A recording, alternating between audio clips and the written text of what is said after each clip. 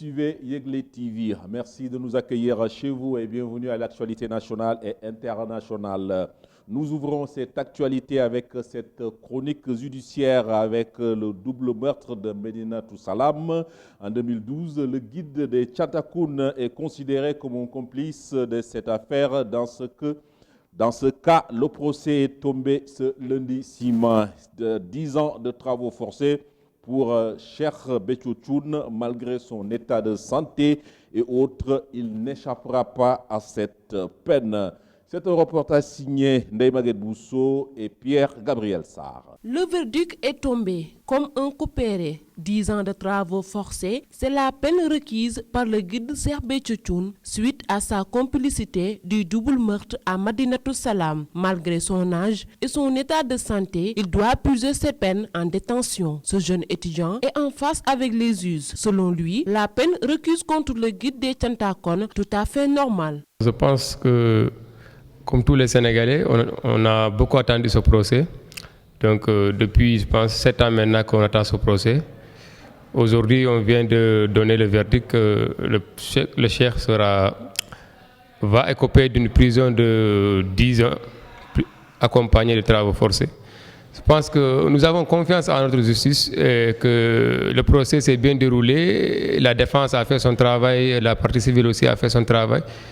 Voilà, donc il ne restait qu'à faire un délibérément et aujourd'hui je pense que la sanction tombée est à la limite, elle est acceptable parce que quand on voit les faits qui lui sont reprochés, je pense que c'est des faits qui sont extrêmement graves, qui sont à la limite, qui sont à la limite de la sanction qui vient de tomber. Il poursuit tout en soulignant que, malgré son état de santé, il doit purger cette peine. C'est une question des médecins. Je pense que si son état de santé ne lui permet pas de retourner en prison, ça c'est une autre question. De toute façon, la justice que les gens attendaient, on attendait que la justice fasse son travail.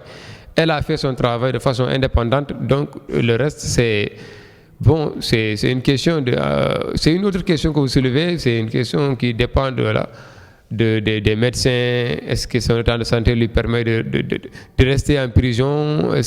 Mais il faut aussi voir les faits qui lui sont reprochés aussi, parce que quelqu'un qu'on accuse d'avoir tué des personnes, d'avoir enterré des personnes alors qu'elle n'était même pas morte, donc je pense que ça aussi c'est extrêmement grave.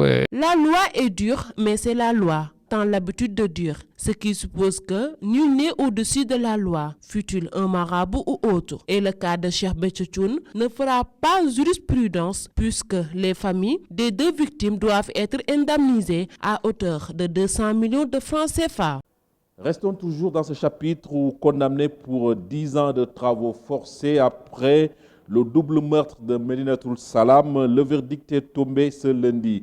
L'avocat du guide religieux compte interjeter appel. Il annonce qu'il ne ménagera aucun effort pour sortir son client de cet engrenage.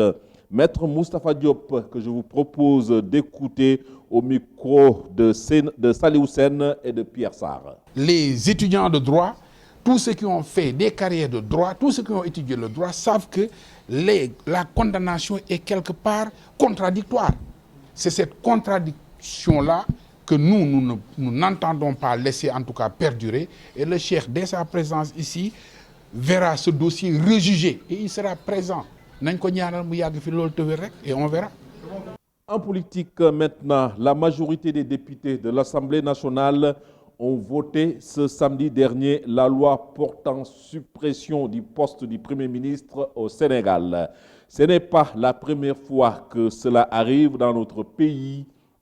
Des Sénégalais, dans leur majorité, pensent que cette suppression du poste du Premier ministre est sans intérêt. Par contre, d'autres trouvent que la station primatoriale est importante. Ibrahima Bahoum, professeur en journalisme, nous fait une analyse sur cette suppression du Premier ministre au Sénégal. C'est un reportage de Amina Sandao et de Pierre-Gabriel Sarr. Après la séance plénière du samedi 4 mai, les députés ont enfin voté la loi sur la suppression du poste de Premier ministre. Ce professeur de journalisme trouve que cette suppression du poste est inutile. Ça n'apporte rien. Qu'on garde le Premier ministre ou qu'on l'enlève, ça n'apporte rien. Maintenant, c'est les explications qui sont données, qui sont à la limite tirées par les cheveux. Ça, c'est mon point de vue. J'estime que c'est le président qui nomme le Premier ministre. Il peut le dégommer quand il veut. Le président Macky Sall en a nommé déjà 4, sauf erreur de ma part. Ou en tout cas, Abdoul Mbaye, Mimi Touré, et 3. Donc, c'est sa liberté. En 7 ans, il a fait 3 premiers ministres. C'est une moyenne de 1 premier ministre tous les 2 ans. Donc ça a changé quoi? Entre le départ d'Abdoul Mbaye, l'arrivée de Mimi, le départ de cette dernière, l'arrivée de Boun, ça n'a rien changé dans l'attelage du point de vue de l'efficacité ou de la non-efficacité. Performance ou non-performance, c'est pareil. Parce que dans le système que nous avons, c'est le président qui choisit. Il continue à expliciter sur le budget de fonctionnement de la primature et son personnel qui va recevoir toujours son salaire. Mais même ces économies budgétaires-là, on est en train donc de nous dire que la primature coûte excessivement cher. Parce qu'en faisant 173 milliards divisé par 4 pour les 5 ans, ça nous envoie à peu près l'histoire de 40 milliards ou peut-être dans cet ordre-là, je ne fais pas bien le calcul. Mais ça veut dire que donc la primature nous coûtait ça. Très bien. On enlève ce poste-là. Mais les fonctionnaires qui étaient à la primature, est-ce qu'on les renvoie? On ne les renvoie pas. Ils vont continuer, on va les déployer ailleurs. C'est toujours des gens qui seront salariés. Donc cette histoire d'économie budgétaire dont on parle, je dis, c'est un peu tiré par les cheveux. On verra toujours. Parce que si le Premier ministre avait un statut, maintenant on enlève le poste de Premier ministre, on enlève la personne du Premier ministre. Mais tout le reste du cabinet est là. Cependant, force est de constater que certains Sénégalais sont contre cette suppression du poste de Premier ministre, même si les contextes ne sont pas les mêmes. Durant les 5 ans à venir, Macky Sall va détenir toutes les cartes en main. Toujours en politique, l'hémicycle de l'Assemblée nationale sénégalaise s'est transformé en une arène de lutte. Entre coups de poing et coups de pied, tellement de scènes désolantes pour les leaders censés faire valoir les intérêts du peuple, les citoyens indifférents devant cette situation se sont prononcés. Suivons ce reportage signé Abi Diallo et Pierre Sarr. L'Assemblée nationale sénégalaise est transformée en un ring de boxe où députés de la majorité et de l'opposition se livrent en un combat acharné pour faire passer une loi. Ce professeur de journalisme estime normale cette situation car c'est la maturité et la vitalité de la démocratie sénégalaise qui l'exigent. C'est normal qu'il y ait ces échanges-là. Il est vrai que quelquefois c'est des échanges très très durs entre députés et les ministres ou ceux qui l'accompagnent. Mais c'est quelque chose de très courant dans les assemblées nationales. Le Sénégal n'en a pas la seule responsabilité. C'est partout, dans toutes les assemblées nationales, il y a des confrontations de cette nature-là. Il est vrai que maintenant, ça ne doit pas excéder certaines pratiques, mais vous allez en France, vous allez aux États-Unis, un peu partout, l'Assemblée nationale est le lieu du débat. Et ce débat-là, ça pousse quand même certains à hausser le ton. Quelquefois même, dans certaines assemblées, il arrive fréquemment que pratiquement les gens essaient un peu d'en venir aux mains. Donc, ce n'est pas nouveau. Ce n'est pas nouveau et ce n'est pas propre au Sénégal. Il faut que les gens comprennent ça. Contrairement à ce dernier, ce professeur de sociologie fustige le comportement de certains députés. Les gens que les partis envoient dans les assemblées nationales sont des gens, je ne dis pas tous, mais dans la majeure partie, qui sont caractérisés par un vide. Je ne le dis pas pour jeter l'opprobre sur qui que ce soit, mais c'est un constat. Vous allez demander aux représentants des partis de discourir sur les programmes même de leur parti, vous allez être déçus. Parce que les gens ne savent même pas sur quoi le contenu de leur programme de parti politique est axé. Et ça pose véritablement problème. Donc pour moi, il y a une crise de la représentation à partir du moment où ceux qui représentent les partis ne sont pas à la hauteur.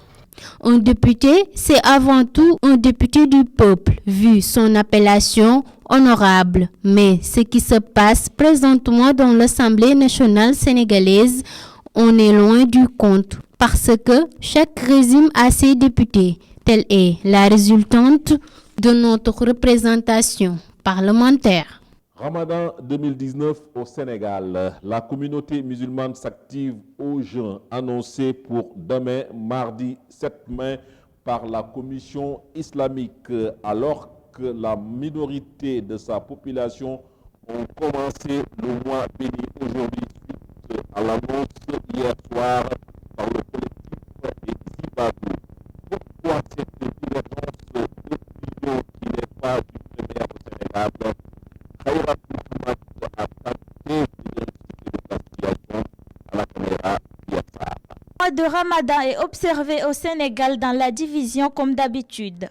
Au Sénégal, cette division est notée entre la coordination des musulmans SMS communément appelée Ibadou et la Commission nationale de concertation et d'observation du croissant lunaire dirigée par Ian Thiam, qui a annoncé le Ramadan pour mardi 7 mai, alors que les Ibadou ont débuté le Ramadan aujourd'hui. Pour la circonstance, les citoyens se sont prononcés et trouvent inadmissible pour le pays qu'on jeûne séparément et non ensemble, selon Marguerite Virginie Diouf. C'est vraiment dommage parce qu'il faut constater que dans les autres pays, il y a 15, si tout le monde jeûne en même temps, au Mali, en Côte d'Ivoire, au Bénin. Et c'est seulement ici qu'on remarque qu'il y a des gens qui ne jeûnent pas. Genre, parce qu'il y a différentes confréries, certaines confréries qui vont attendre l'ordre du chef religieux. Je pense que les gens, vu que ce sont des musulmans, ils auraient pu s'entendre sur une date où ils vont jeûner et ils vont faire aussi une seule korité. C'est mieux. À en croire Mbaye, qu'importe la situation, la foi suppose le choix. Et le choix des uns et des autres doit être respecté. Ça, c'est regrettable. Mais chacun a sa vision de la chose. Bon, les uns ne regardent que la lune, les autres qui jeûnent aujourd'hui, jeûnent avec le calendrier. D'ailleurs, mon fils qui n'est pas là, eux, ils jeûnent aujourd'hui parce qu'ils jeûnent avec le calendrier. Mais bon, il y en a qui ne jeûnent qu'en voyant la lune. Donc chacun a sa vérité. À chacun a son point. Il faut respecter le point de vue de chacun, c'est tout. Ceux qui jeûnent avec le calendrier et ceux qui jeûnent avec la lune. Après une longue attente dans la nuit de dimanche à lundi, la commission s'est prononcée en annonçant le début du Ramadan le mardi 7 mai. Pendant ce temps, les Ibadou prennent le contre-pied en débutant le Ramadan ce lundi 6 mai, encore une division notée. Alors, à quand la fin de cette division au Sénégal? La journée mondiale du coloriage célébrée ce 6 mai un peu partout dans le monde et le Sénégal n'en fait pas exception. Pour ce prétexte, nous nous sommes rendus à une école préscolaire de la place pour constater de visu les activités de cette journée sur la petite enfance. Suivons ce reportage signé Caroline Badiane et Aliou Samba. La journée mondiale du coloriage célébrée ce 6 mai est une occasion de découvrir l'univers préscolaire. Parce que le coloriage est une activité incitative qui pousse l'enfant à la création à partir des couleurs. À l'école Serigne Abbas Sall, le personnel enseignant revient sur l'importance du coloriage au niveau de la maternelle. Pour le coloriage, comme vous l'avez si bien dit, c'est pour initier l'enfant à colorier, mais aussi à pouvoir reconnaître par rapport à la couleur ou par rapport à l'image. À leur âge, ils ne font pas colorier. On dirait qu'ils gribouillent, mais on leur donne pour colorier, pour leur donner un aperçu par rapport à ce qu'ils font. Pour sa part, Mme Tunkara estime que le coloriage est un facteur déterminant dans le développement psychomotricité de l'enfant. Bon, le coloriage, c'est une activité très intéressante pour le préscolaire D'abord, on commence par la garderie. Là-bas, ils vont colorier en petit, ils vont colorier. Mais en moyenne et en grande, on impose qu'ils colorient en respectant les limites. Ils vont se limiter là où ils colorient. C'est très important parce que ça prépare l'enfant sur l'écriture. L'enfant va pouvoir savoir là où il doit s'arrêter. Pour cette dernière, le coloriage est important parce que les couleurs les parlent. C'est une activité très importante pour les enfants parce qu'il aide l'enfant, et surtout les tout petits.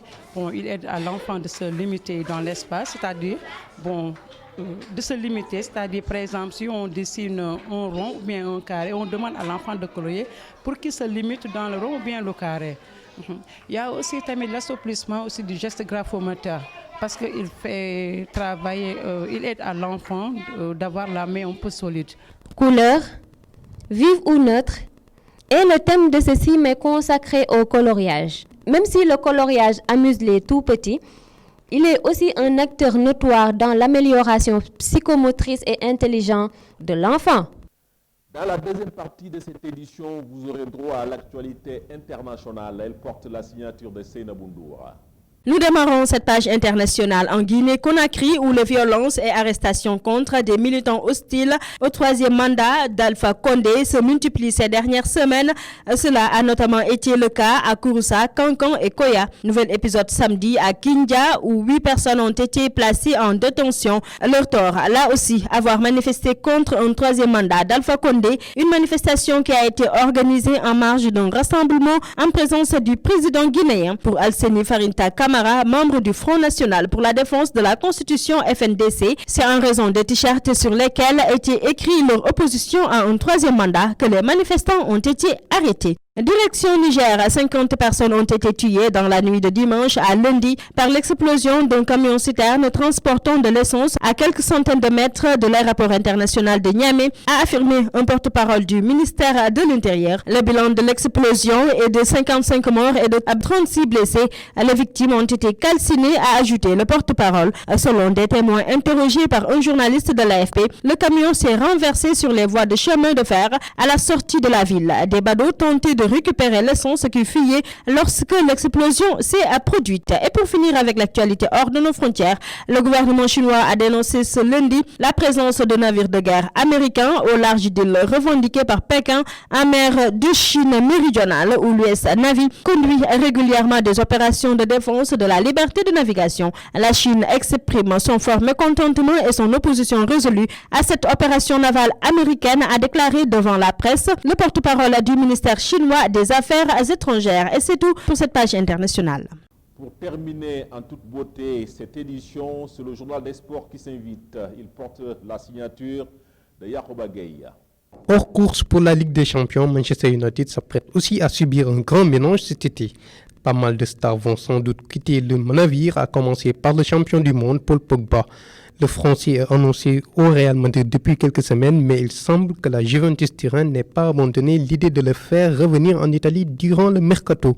Du moins, c'est ce que croit savoir Tuttosport, qui explique dans son édition du jour que la vieille dame est prête pour une bataille avec le Real Madrid sur ce dossier.